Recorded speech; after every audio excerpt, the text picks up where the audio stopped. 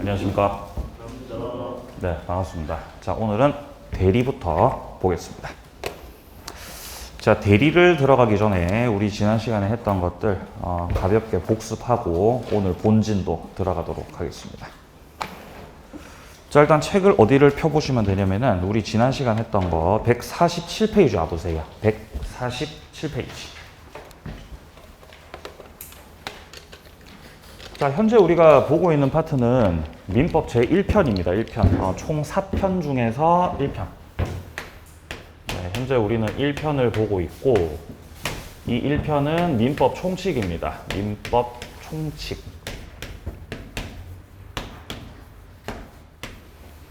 이 총칙 파트에서 우리 시험 관련해서 출제되는 것이 총 10문제입니다. 10문제가 출제가 된다.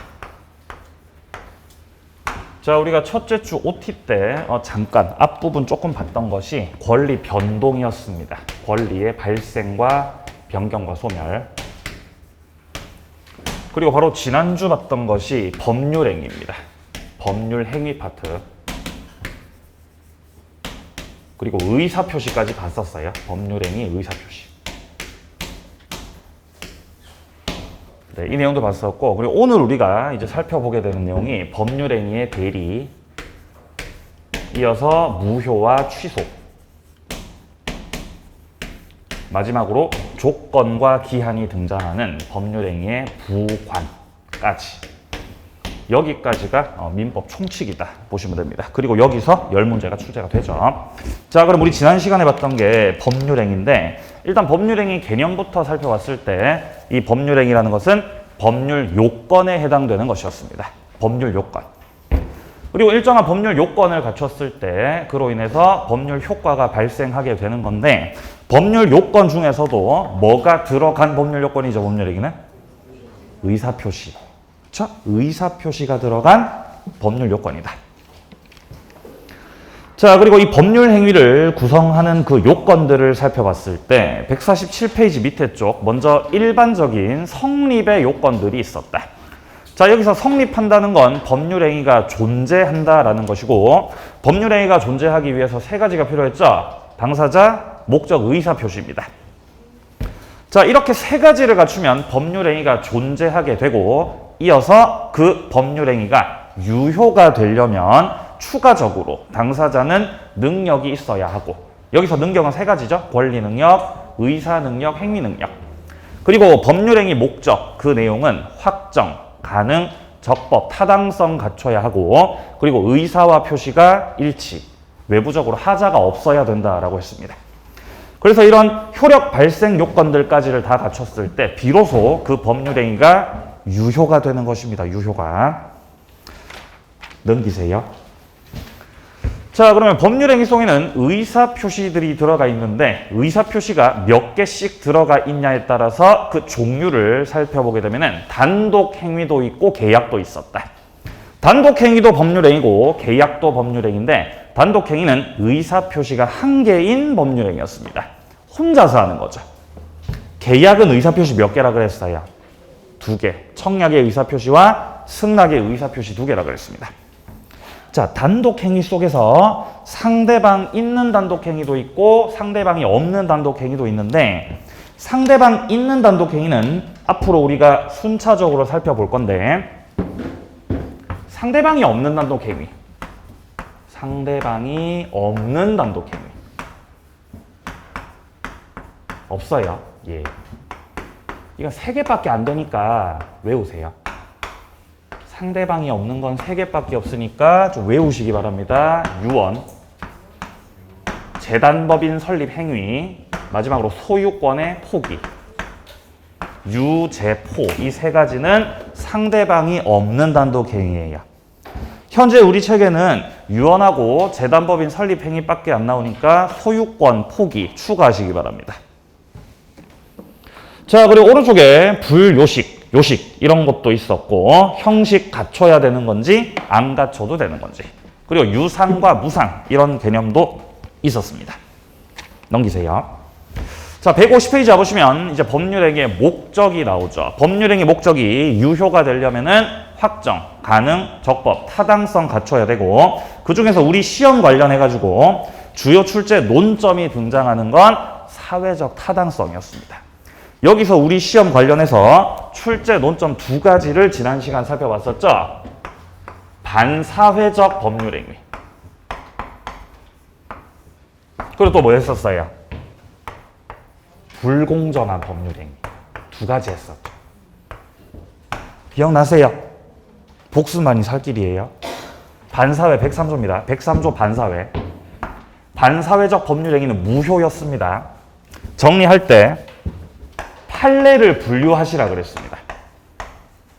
자, 판례를 분류한다는 건 반사회적인 법률행위에 해당되는 판례, 반사회적 법률행위에 해당하지 않는 판례들, 이렇게 판례를 분류해서 정리를 해야 된다. 자, 근데 우리는 현재 입문 과정을 밟고 있기 때문에 반사회적 법률행위에 해당되는 판례 몇 가지를 살펴봤습니다. 자, 그게 152페이지에서 나오고 있죠. 자, 152페이지 중간에 양괄호 3번에서 반사회적 법률행위에 해당해서 무효인 것들 했었죠. 뭐 첩계약이라던가 아니면은 도박과 관련된 이런 계약들 반사회적이다라고 했습니다. 자, 그리고 동그라미 2번에서는 성공보수 약정인데 이거는 변호사 아닌 자였죠. 반사회적이었고요. 그리고 동그라미 3번에서는 형사사건에서의 성공보수 약정도 반사회적이다라고 했었습니다. 자, 판례 분류에 이어서 이 반사회적 법률행위에서는 반사회적 법률행위 효과를 또 정리를 해야 됩니다. 효과. 첫 번째 효과는 반사회적 법률행위가 무효라는 것입니다. 효력이 없고 따라서 이행하기 전까지는 이행해야 돼요? 이행 안 해도 돼요? 이행 안 해도 되죠? 근데 이행을 하면 어떻게 돼요? 돌려달라고 못한다. 그게 바로 불법 원인급여였습니다. 이미 이행을 해버린 이상은 돌려달라고 할 수가 없다. 자, 그와 관련된 건 오른쪽 페이지에서 나오고 있어요. 153페이지에서 위쪽에 사례 접근 라이브 민법에 보시면은 갑이 첫 을에게 불륜관계를 대가로 해서 여러 가지 재산들을 이미 넘기셨거든요. 현금도 줬고 자동차, 아파트도 다 넘겨버린 거죠. 이러면 이행한 후가 돼버리기 때문에 갑이 을에게 돌려달라고 할 수가 없다라는 것입니다. 자, 그러니까 결론적으로 현금, 아파트, 자동차 이런 것들은 다 누구 거 돼버린다? 갑 거 된다, 을 거 된다. 을 거 되는 거죠. 못 돌려받으니까요. 예. 자, 이어서 밑에 쪽에 104조 보시면 불공정한 법률행위 나오고 있습니다. 자, 불공정한 법률행위도 반사회적 법률행위의 일종이다라고 했었고요. 여기서는 요건, 불공정의 요건, 그리고 불공정의 효과 이 두 부분 정리하시면 됩니다. 자, 요건에는 두 가지 요건이 있었습니다. 객관적인 요건도 있고 주관적 요건도 있었죠. 154페이지. 객관적 요건을 먼저 살펴보면 이것은 급부와 반대급부 간의 현저한 불균형, 이게 바로 객관적 요건. 자, 그리고 밑에 주관적 요건은 피해자 측의 궁박, 경솔과 무경험 이런 사정을 폭리자가 알고서 이용을 해먹어야 된다. 이게 바로 주관적 요건이었습니다. 자, 그리고 효과 같은 경우는 반사회적 법률행위하고 똑같았죠. 이행하기 전까지는 이행할 필요가 없습니다. 무효. 근데 이행을 하면 역시 돌려받는다, 못 돌려받는다? 못 돌려받아야 불법 원인급여. 똑같습니다. 다만 차이가 있다면 불공정한 법률행위에서는 피해자 측이 있고 폭리자 측이 있기 때문에 여기서 반사회적인 행위를 저지른 것은 폭리자밖에 없는 거죠. 그러니까 폭리자는 피해자한테 돌려달라고 반환 청구 할 수 있다, 못한다? 예? 할 수 있어요, 못해요? 못해요. 불법 원인급여. 자, 하지만 피해자는 폭리자를 상대로 해서 돌려달라고 부당이득 반환 청구를 할 수가 있었죠.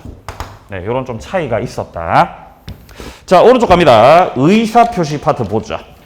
자, 의사표시는 크게 의사표시의 불일치 파트하고 하자 있는 의사표시 파트를 살펴서 봤는데요. 자, 위쪽에 표를 보시면 1번의 비진이 표시, 진이 아닌 의사표시, 2번의 허위표시, 3번의 착오, 이 세 가지, 비통착, 이 세 가지가 의사와 표시의 불일치 파트. 4번의 사기 강박이 하자 있는 의사표시였어요. 자, 첫 번째, 진이 아닌 의사표시. 이거 유효예요, 무효예요? 유효죠. 원칙 유효. 예외적으로 상대방이 알았거나 알 수 있었다. 그러면 무효가 된다. 그게 107조에 그대로 나오고 있죠. 자, 내용 보시면 의사표시는 표의자가 진이 아님을 알고 한 것이라도 효력이 있다라고 돼 있죠. 유효다. 자, 그러나 상대방 측에서 이미 비진이 표시였다는 것을 알았거나 알 수 있었다. 그럼 무효가 된다.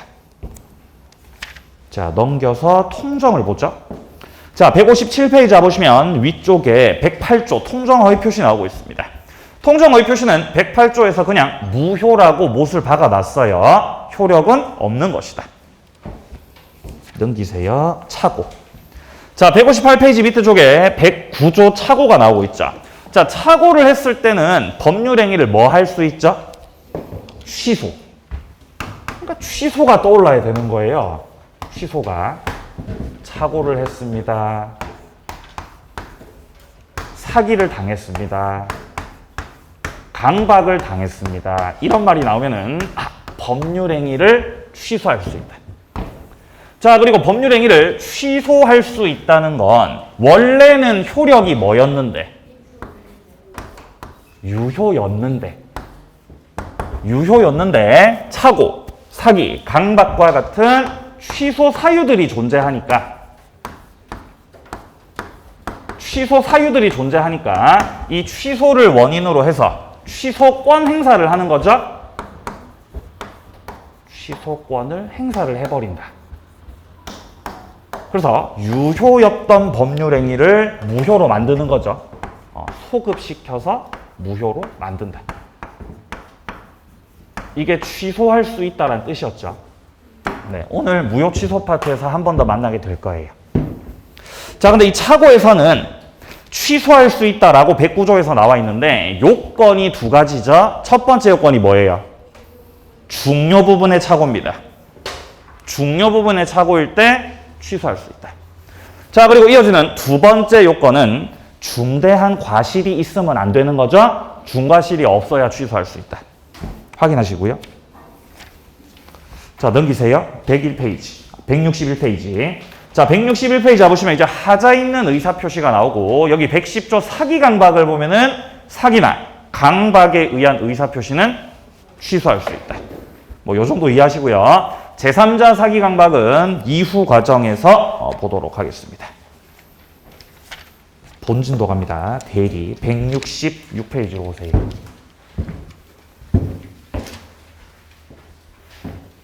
(166페이지) 대리.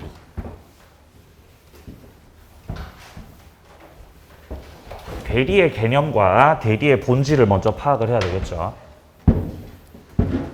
갑이란 사람이 있습니다. 갑. 이 갑은 매수 의사가 있어요. 매수 의사. 뭔가를 사고 싶어요. 사고 싶다. 뭘 사고 싶냐면은 상가를 사고 싶어요. 상가. 대전 관저동에 상가가 있었어요. 대전 관저동. 네가 대전 관저동 어떻게 하냐? 맞아, 관심이 있었거든요. 물론 사진 않았지만. 자, 갑이 대전 관저동에 있는 어떤 상가를 사고 싶어요. 이 상가는 병거입니다. 자, 그럼 갑이 병으로부터 이 상가를 매수하려면은 병과 애 사이에서 계약을 해야 될 겁니다. 매매 계약을 해야 되겠죠. 선생님, 제가 살게요. 아, 그래요? 그러면은 선생님 며칠이지? 11월 3일, 예를 들어 11월 30일에 11월 30일에 대전으로 오세요. 계약서 씁시다 라고 약속을 했던 겁니다. 근데 그 날에 하필 강의가 잡힌 거죠. 그냥 강의 가야 되는데요. 그러면 대전에 가요, 못 가요, 갑이? 못 가요. 근데 꼭 사고 싶어요. 그때 내가 못 가니까 누구를 보내는 거예요? 대리인 보내는 거예요. 자, 갑이 상가 계약을 하기 위해서 스스로가 갈 수가 없기 때문에 을이라고 하는 대리인을 선임하는 겁니다. 을이라는 사람에게 주는 거예요. 이 숫자가 줄 숫자입니다. 권한을 준다. 상가를 매수할 수 있는 권한을 갑이 을에게 주게 되면 을이 갑의 대리인이 되는 것이고, 그러면 을은 갑의 대리인으로서 병하고 계약서 쓰는 거예요. 그러면 결국 현장에서 계약서 쓰고 병하고 합의하고 의견 조율하는 거는 갑이에요, 을이에요? 얘가 하죠. 그러니까 이 을을 행위자라고 하는 거예요, 행위자. 대리인이 행위를 한다. 현장에서 계약서 쓰고 돈 건네고 기타 등등 하시는 거죠. 자, 그러나 이 상가는 실질적으로 갑이 매수하는 거, 을이 매수하는 거? 갑이 매수하는 거죠. 행위는 을이 하는데 매수는 갑이 하는 거죠? 이걸 뭐라고 표현하냐면 효과가, 그 법률행위의 효과가 갑에게 귀속된다라고 표현합니다. 이게 바로 대리예요. 그러니까 행위는 을이 하되 효과는 누가 받는다? 갑이 받는다. 즉 행위자하고 효과를 귀속받는 주체가 분리되어 있는 제도, 이게 바로 대리예요. 자, 그래서 개념 보시면요, 본인을 대신해서 의사표시를 하든지 아니면 의사표시를 수령하든지 이런 것들을 대리라고 합니다. 자, 여기서 의사표시를 하거나 한다는 것을 능동대리라고 해요. 하는 대리를 무슨 대리라고요? 능동대리라 그래요. 능동대리. 아니, 그러면 의사표시를 수령하는 걸 무슨 대리라 그러겠어요? 받는 대리를 수동대리. 맞아요. 수동대리라 그래요. 능동대리 할 수도 있고 수동대리 할 수도 있는 겁니다. 어쨌든 대리죠. 밑으로 양괄호 2번 수권행위. 수권이라는 것은 권한을 준다는 뜻입니다. 그러면 수권이라는 건 대리인이 하는 겁니까? 갑이 하는 겁니까? 갑이 하는 거죠. 이때 수권하는 그 자를 본인이라 그래요. 본인이 다른 사람에게 수권이라는 걸 하면, 권한을 주면 그 권한을 받는 자가 뭐가 된다? 대리인 되는 거예요. 네, 그게 수권입니다. 자, 개념해 보시면 본인이 대리인에게 대리권 수여하는 거, 권한을 주는 걸 수권이라고 한다. 동그라미 2번이요. 방식은 정해진 거 없어요. 정해진 방식 자체는 없다. 따라서 이런 걸 요식이라 그런다, 불요식이라 그런다. 불요식이라 그러는 거예요. 형식 정해진 거 없다. 그러니까 뭐 위임장을 써줘도 되고 말로만 하셔도 되고 자유롭게 하시면 된다는 것이에요. 자, 동그라미 3번 봅니다. 임의대리는 본인의 대리인 될 자에게 대리권 수여해서 대리권이 발생하고, 법정대리라는 것은 법률의 규정에 의해서 대리권 발생한다라고 돼 있죠. 본인이 대리인에게 수권이라는 걸 했을 때, 권한을 주는 행위를 했다.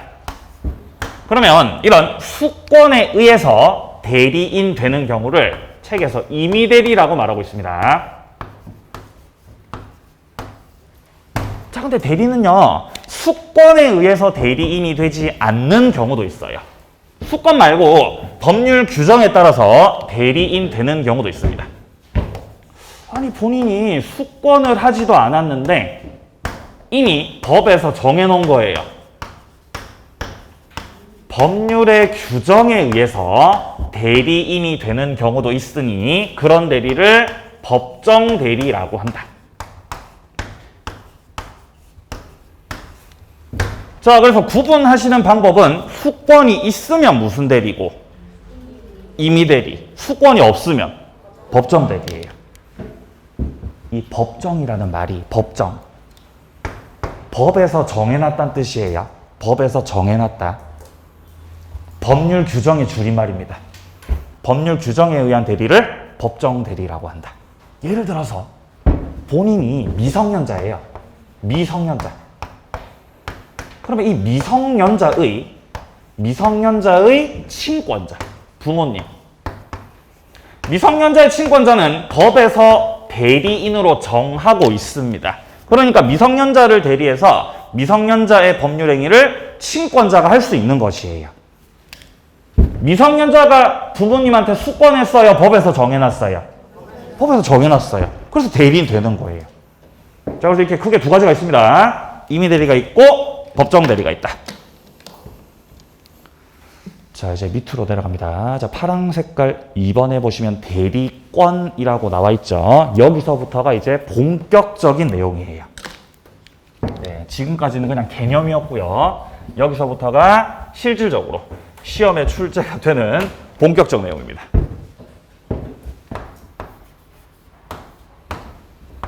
자, 그러면 본인이 있고, 본인, 그 다음에 대리인이 있고, 자, 그러면 을을 임의 대리인이라고 가정을 해보면, 임의 대리인, 그러면 본인은 임의 대리인에게 수권이라는 걸 했을 거예요. 수권. 자, 그러면 권한을 줬기 때문에 을이 대리인이 되었고, 그러면 을은 갑의 대리인이 되었으니까 상대방하고 만나서 이제 뭔가 법률행위를 하게 되겠죠. 여기서 법률행위 한다는 건 뭐 계약서 쓰고 이런 걸 통칭해서 말씀을 드리는 겁니다. 자, 그러면 현장에서 의사결정, 행위는 을이 하는 거지만 그로 인한 효과가 귀속되는 것. 효과는 본인에게 귀속이 된다라고 했었죠. 네, 이게 대리의 삼면관계입니다. 이게 대리의 삼면관계다. 여기서 갑과 을의 관계, 본인과 대리인의 관계를 다루는 파트가 대리권 파트예요. 대리권 파트. 자, 그리고 을이 갑의 대리인이 되어서 상대방과 법률행위를 하는 거죠. 이런 걸 대리행위라 그래요. 대리행위. 그래서 첫 번째 대리권 파트에서는 대리권 그리고 대리행위 여기가 출제가 되는 것입니다. 자, 대리권 파트에서는 첫 번째 대리권의 범위, 두 번째 대리권의 제한, 세 번째 대리권의 소멸, 이런 내용들을 하게 되고요. 자, 그리고 대리행위에서는 현명주의, 그리고 대리행위의 하자, 대리인의 능력, 이런 것들을 순차적으로 만나게 돼요. 자, 그래서 166페이지 밑에 쪽에 대리권 이쪽이 시작이 되고 있고, 양괄호 1번에 보시면 대리권 뭐부터 나와요? 범위부터 나오지 않습니까? 한 장 넘기시면은 대리권 제한, 이어서 대리권 소멸, 이게 바로 대리권 파트라는 것입니다.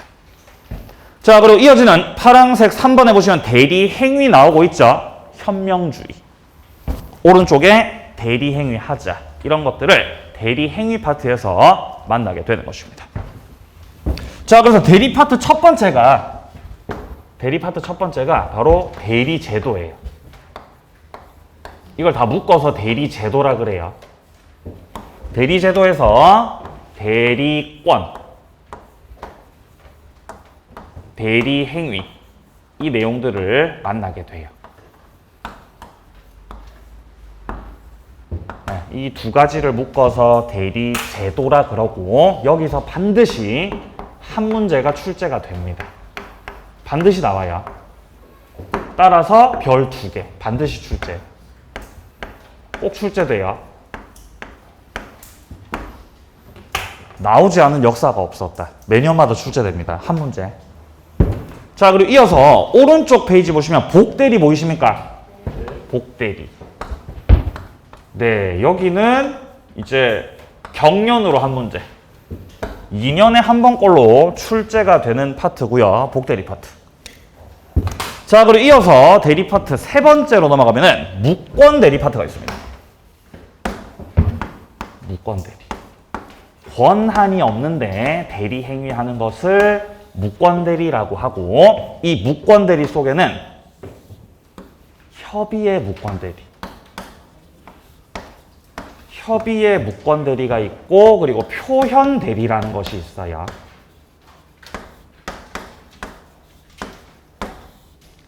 자, 지금은 뭔 말인지 모르겠지만 해당 파트 들어가서 설명드리겠습니다. 협의의 무권 대리는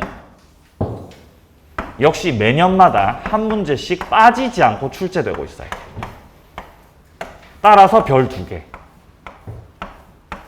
자, 그러니까 대리 파트에서는 저 대리 제도하고 협의의 무권 대리, 여기 중심으로 정리하셔야 돼요. 한 문제 출제. 그리고 복대리 파트하고 복대리, 여기하고, 그 다음에 표현 대리. 여기는 돌아가면서, 번갈아 가면서 한 문제, 이런 식으로 출제되는 양상을 보이고 있습니다. 그러니까 최종적으로는 최소 2문제에서 많이 나올 때 3문제 가량 출제되는 파트다라고 보시면 됩니다. 자, 그러면 대리권 파트부터 함께 내용을 보도록 하겠습니다.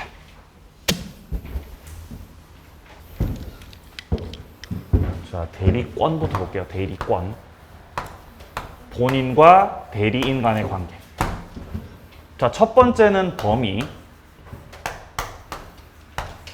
두 번째는 제한, 세 번째가 소멸이에요.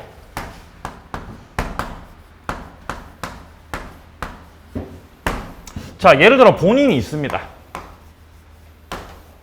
본인이 있고, 그 본인이 대리인에게 수권을 하였다.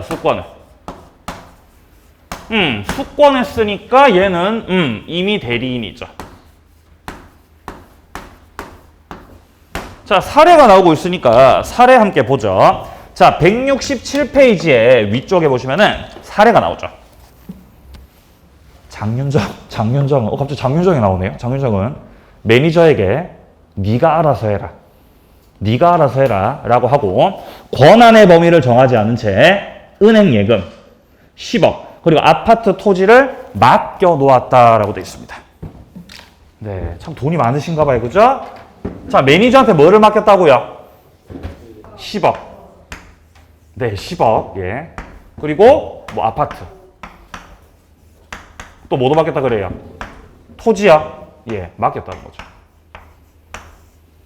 자, 그러니까 본인 값, 이 장윤정 씨가 10억 아파트 토지 관련해서 매니저한테 수권을 했다는 겁니다.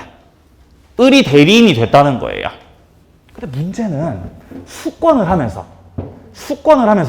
을이 과연 10억 아파트, 토지 이런 것들에 대해서 무엇을 할지, 어떤 것들을 할 수 있는지에 대해서 범위를 정해서 줘야 될 거 아닙니까? 아파트를 뭐 파르시라고 하든지, 아니면 아파트에 대해서 세입자를 구하라고 하든지, 뭐 청소를 하라고 하든지, 뭐 예금을 맡기라고 하든지 은행에다가 뭐 기타 등등. 아니, 범위를 정해야 될 거 아닙니까? 범위를. 무엇을 할 수 있는지에 대해서. 근데 지금 범위를 정했다, 범위를 정하지 않았다. 안 정했어요. 뭐라고 하셨죠? 알아서 해. 네가 알아서 해라, 알아서. 알아서 해라. 수권을 하면서 알아서 하라고. 제일 애매한 말이잖아요. 알아서 해라. 그러니까 범위를 정하지 않았다는 거예요. 그럼 을 같은 경우는 내가 과연 이것들에 대해서 무엇을 할 수 있는지가 명확해요, 명확하지가 않아요? 명확하지가 않아요. 난감하죠? 그때를 대비해서 우리 법에서 친절하게 범위를 정해놨어요. 그게 위에 나오는 118조입니다. 권한을 정하지 않은 대리인은 다음 각 호의 행위만 할 수 있다. 자, 권한을 정했을 때, 권한을 정하지 않았을 때. 권한을 안 정하셨습니까? 예. 아니, 이분이 알아서 하래요. 범위를 안 정했는데요? 아, 그래? 당황하지 마. 당황하지 마. 몇 조가 있으니까? 118조가 있으니까 당황하지 말라는 거죠. 야, 118조에서 권한을 정하지 않았을 때 다음 각 호의 행위만을 할 수 있다라고 해서 그 첫 번째로 보존 행위를 할 수 있다라고 해놨죠. 보존 행위를 할 수 있어. 저 10억 아파트 토지와 관련해서 현상을 유지시키는 행위. 현상을 유지시키는 행위는 문제없이 다 할 수 있어 라고 법에서 정해놨어요. 자, 근데 보존 행위뿐만 아니라 2호에 보시면 대리의 목적인 물건이나 권리 성질이 변하지 않는 범위에서의 이용 행위 또는 개량 행위도 할 수 있다고 해놨어요. 자, 보존 행위뿐만 아니라 무슨 행위도 할 수 있다고요? 이용 행위 또는 무슨 행위? 개량 행위도 할 수 있다고 해놨어요. 여기서 이용 개량이라는 건 목적물에 대해서 임대차 이런 것 등을 통해서 뭔가 수익을 창출하는 행위를 말합니다. 수익 창출. 자, 근데 이용 개량은 성질이 변하는 범위에서 변하지 않는 범위에서 변하지 않는 범위에서 하라고 돼 있어요, 지금.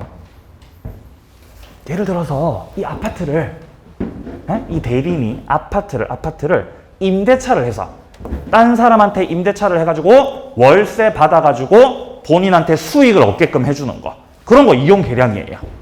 그러면 임대차 했다고 해서 아파트의 성질이 변합니까? 안 변하죠. 그럼 할 수 있다, 못 한다? 할 수 있다는 거예요. 할 수 있어요. 예.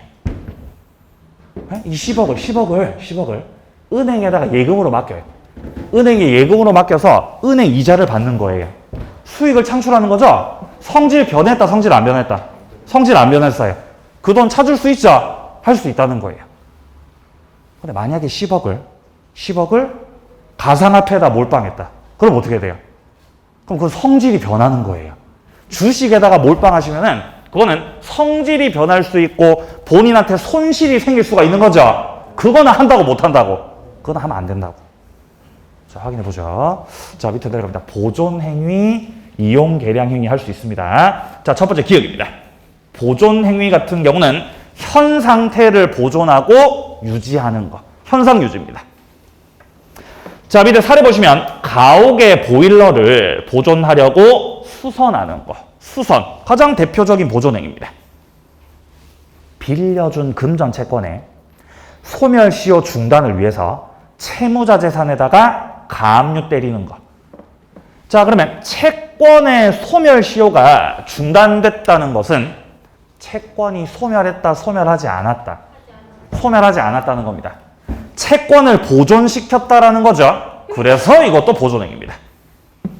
밑에 니은이요. 이용계량은 물건을 이용하고 임대 수익 올리고 이런 것 등등을 이용계량이라고 한다. 주의하실 점은 이용계량은 성질이 변하면 돼, 안 돼?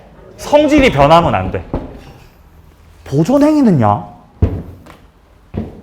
보존행위 같은 경우는 어차피 현상 유지하는 거라서 무제한적으로 할 수 있어요. 무제한이에요. 제한 없어요. 자, 하지만 이와 다르게 이용계량 같은 경우는 수익을 아무리 창출하시더라도 성질이 변하면 안 돼요. 성질이 변하면 안 돼. 성질이 변하지 않는 범위에서 할 수 있다. 차이가 있습니다. 그리고 118조에서 다음 각 호의 행위만 할 수 있다고 돼 있죠. 결론적으로 권한을 정하지 않았을 때 보존 행위만, 이용계량 행위까지만 할 수 있다는 거예요. 다른 행위는 한다고 못 한다고. 다른 행위 못 한다고. 그 다른 행위가 뭐냐면 처분 행위예요. 이용 행위, 계량 행위, 보존 행위는 할 수 있는 거지만 처분 행위, 야, 그건 안 돼. 그건. 이건 안 된다는 뜻입니다. 118조에서는 처분 행위를 말하고 있어요? 말 안 하고 있어요? 말 안 하고 있죠? 예, 그러니까 못 하는 거니까 언급을 안 하고 있는 거예요. 판례 입장 보죠. 동그라미 2번. 기읍. 판례에 따르면 토지 매각 대리권 수여는 중도금 잔금, 소유권 이전 등기할 권한 이런 것들을 포함한다. 대리인이 토지를 팝니다. 토지를 파는데 이때 토지를 팔았으니까 중도금이나 잔금을 받겠죠. 이런 거 수령하는 거 할 수 있다는 것입니다. 자, 니은입니다. 매매계약 체결과 이행에 관해서 포괄적으로 대리권 수여받은 대리인은 특별한 사정 없는 한 약정된 대금 지급기일을 연기시켜줄 권한도 갖는다. 원래 대금을 11월 30일자로 받기로 돼 있었는데 상대방이 돈이 조금 있다가 들어온다고 하니까 그럼 제가 일주일 연기시켜 드릴게요. 한 달 연기시켜 드릴게요. 이런 거 된다고 안 된다고? 이 정도는 할 수 있다는 거죠. 자, 근데 밑에 동그라미 3번이요. 대리권한에 포함되지 않는 거. 자, 기억 보시면 대여금 영수권한을 위임받았는데 상대방이 지고 있는 채무를 면제시켜 주겠다는 거죠. 이런 것들은 할 수 없어요. 자, 본인이 있고 대리인이 있어요.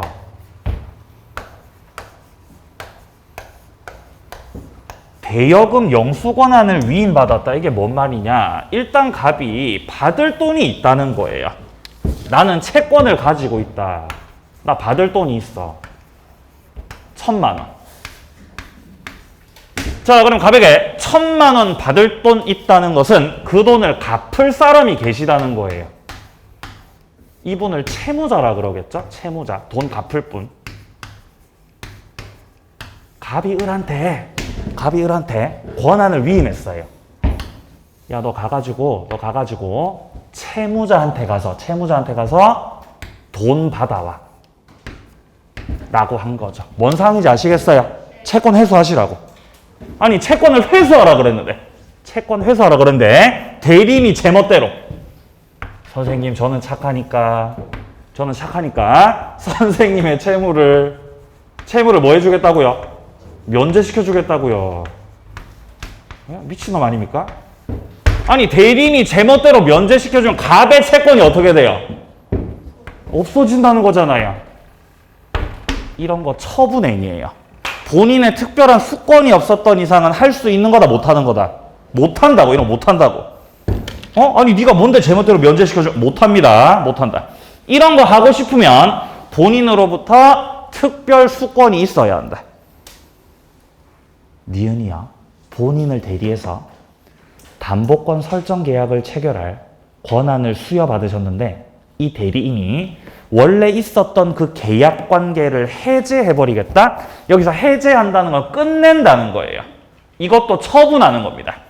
못합니다. 제멋대로 해제할 수 없어요. 디귿도 마찬가지죠. 해제권 가진다고 할 수 없다. 계약을 제멋대로 끝낼 수 없다. 리을 같은 경우는 부동산 매수 권한을 받았는데 그 부동산을 처분하겠다? 그 부동산 갖다 팔아버리겠다? 하면 돼요, 안 돼요? 안 돼요. 처분행위입니다. 미음에 예금을 담보로 뭐 받는 거? 대출 받는 거. 이것도 처분이에요. 자, 정리하면 상대방이 지고 있던 채무를 갖다가 대리인이 제멋대로 면제시켜 준다던가 아니면 유효하게 성립해 있었던 계약 자체를 대리인이 해제해 버린다던가. 야, 내가 부동산을 사라 그랬잖아. 매수하라 그랬는데 그 부동산을 네가 처분하겠다? 안 된다고 이런 거 하시면.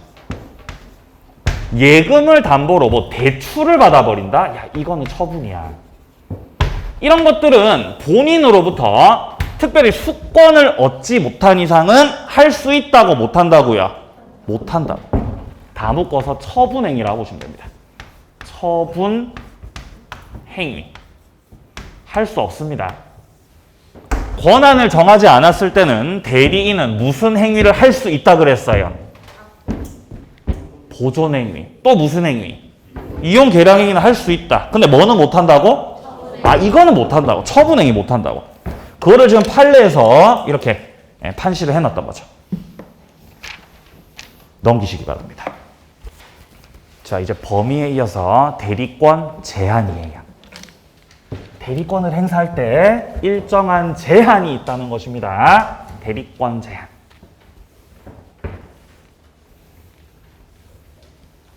자, 제한입니다. 제한.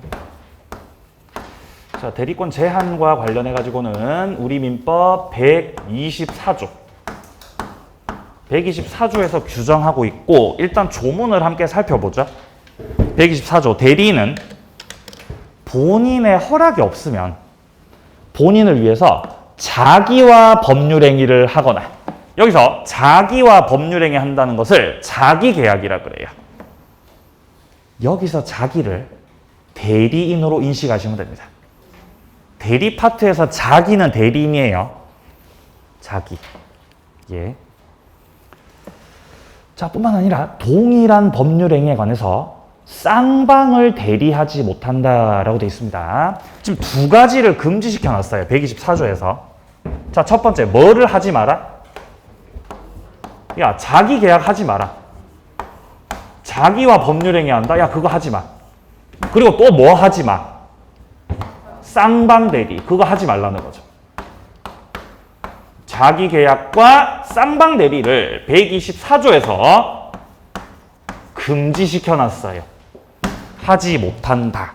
자, 자기 계약이라는 게 뭐냐? 자기 계약. 이런 거예요. 본인이 답이 대리인을 선임해서, 야, 내가 지금 빌라를 가지고 있거든, 빌라를. 근데 이 빌라를 내가 매각을 하고 싶어. 처분을 하고 싶단 말이야, 처분을. 자, 그래서 본인이 빌라 매각과 관련해서 을에게 대리권을 준 겁니다. 그럼 빌라를 처분할 수 있겠죠? 권한을 줬으니까. 자, 이때 을이 대리인으로서 빌라 매각의 권한을 가지고 있기 때문에 이제 빌라를 매수할 사람을 찾아서 계약을 해야 될 거 아닙니까? 상대방과의 사이에서 법률행위를 해야 되는데 여기에 지가 들어가는 거예요. 이러면 이게 자기 계약이 되는 거예요. 빌라를 팔으라 그랬는데 빌라를 누가 샀어요? 자기가 사는 거예요. 그럼 혼자서 팔고 혼자서 사고 혼자서 다 하시는 거죠? 자기 계약이라고 하는 거예요. 이런 식으로 자기 계약을 하면 을은 이 빌라를 비싸게 매수한다, 싸게 매수한다. 싸게 매수할 거 아니에요. 싸게. 뻔하죠, 그죠? 그럼 네가 싸게 매수를 해버리면 본인한테 이익이다, 본인한테 손해다. 본인한테 손해가 생긴다고. 그러니까 자기 계약 하라고 금지한다고. 금지한다는 거예요. 금지. 하지 마, 하지 마. 자, 그리고 쌍방 대리 이런 거죠. 쌍방 대리. 부동산을 매도하는 측이 있고, 부동산 매도하는 측이 있고, 부동산을 매수하는 측이 있을 때, 갑은 빌라를 팔고 싶고, 병은 빌라를 매수하고 싶어요. 갑이 매도하려고 을한테 수권을 했어요. 을이 대리인이에요. 근데 빌라를 매수하고 싶다고 하던 병도 을한테 수권을 하신 거죠. 아니, 그러면 을이 갑도 대리하고 병도 대리하고 쌍방을 다 대리해버리는 거죠? 쌍방을 다 대리하면 갑과 병의 이해관계는 상충될 수밖에 없죠? 갑은 비싸게 팔고 싶어요? 싸게 팔고 싶어요? 비싸게 팔고 싶죠? 얘는요? 싸게 사고 싶잖아요. 이거를 한 사람이 다 대리해버리면 을의 선택에 의해서 갑이든 병이든 누군가에게는 손해가 생길 수밖에 없다는 거예요. 그러니까 쌍방 대리도 하지 마시라는 거죠. 금지입니다. 금지. 자기계약 쌍방 대리. 근데 예외가 있어요. 잘 보시면 뭐가 보여요? 조문에서. 그러나 다툼이 없는 채무의 이행은 할 수 있다. 예외적인 거예요. 그리고 한 가지 더 있어요.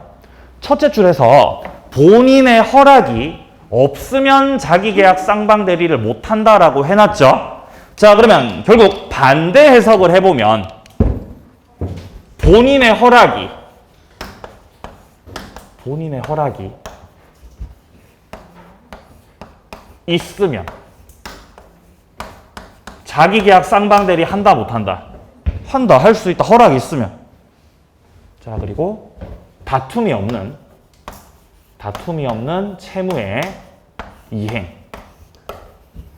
이런 것들을 할 수 있다 그래요. 지금 이런 것들은 이제 예외적으로 허용되는 거죠.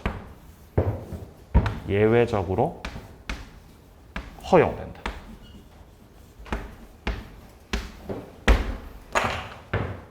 제가 빌라를 살 건데요. 아, 그래? 그렇게 해. 네가 빌라 사라. 라고 본인이 뭐 해주면, 허락을 하면 할 수 있다고요. 제가 값도 대리하고 병도 대리할게요. 아, 그래? 그렇게 해. 그러면 본인들이 허락을 해주시면은 할 수 있다는 것입니다. 자, 그리고 다툼 없는 채무 이행 같은 경우는 대표적으로 법무사가 있습니다. 법무사.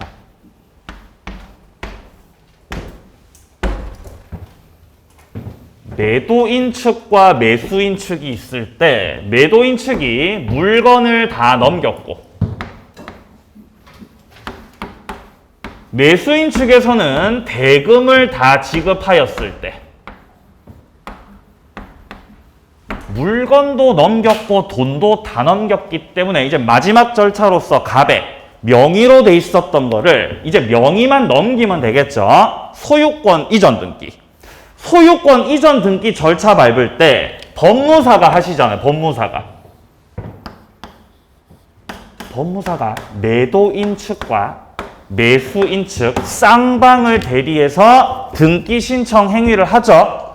그런 것들은 이제 이 계약의 내용 속에서 웬만한 다른 것들은 합의와 이행 절차가 다 끝이 났기 때문에 마지막 단순한 다툼이 없는 이런 채무의 이행은 할 수 있다는 겁니다. 예외적으로 쌍방대리. 자, 그래서 예외에서 둘째 보시면 나오죠. 법무사가 매도인과 매수인 쌍방을 대리해서 등기 신청하는 거. 이거 할 수 있다는 거예요. 예외적으로. 자, 여기까지가 대리권 제한이었고요. 자, 내려갑니다. 대리권 소멸이에요. 127조. 대리권은 다음 각호 어느 하나에 해당하는 사유가 있으면 소멸됩니다. 첫 번째, 본인의 사망입니다. 두 번째, 대리인의 사망입니다. 세 번째, 대리인의 성년후견 개시.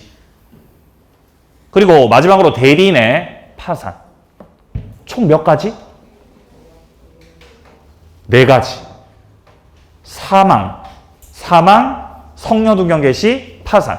이 사사성파 네 가지가 임의 대리가 됐든 법정 대리가 됐든 공통적으로 소멸되는 사유예요.